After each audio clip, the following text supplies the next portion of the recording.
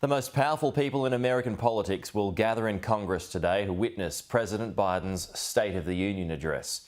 The constitutional task has evolved over hundreds of years from an administrative exercise to a political spectacle. And our Washington correspondent Annelise Nielsen goes back into the history of one of the most important nights in US politics. Each year, Washington stops, along with the country, to hear from the Commander-in-Chief. President Joe Biden will travel down to the Capitol to front a joint session of Congress for his State of the Union address. Tonight, we meet as Democrats, Republicans, and Independents, but most importantly, as Americans, with the duty to one another, to America, to the American people, and to the Constitution.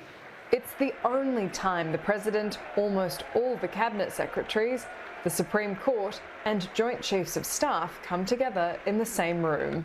The US Constitution requires an annual message to Congress from the White House.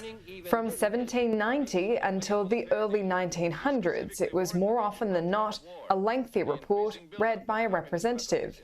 It was Woodrow Wilson who realized the political opportunity of addressing Congress in person. President Roosevelt picked up on the informal wartime title of State of the Union.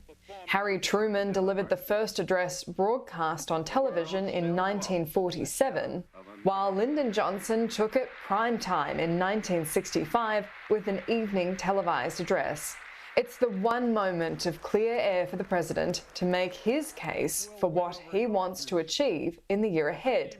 We'll likely hear about the continued US funding for the war in Ukraine, as well as the looming debt ceiling crisis in Congress. This is the last State of the Union address for Joe Biden before he'll be forced to answer the question about whether he's running again in 2024. Next time around, he'll either be a candidate or a lame duck. Annelise Nielsen, Sky News.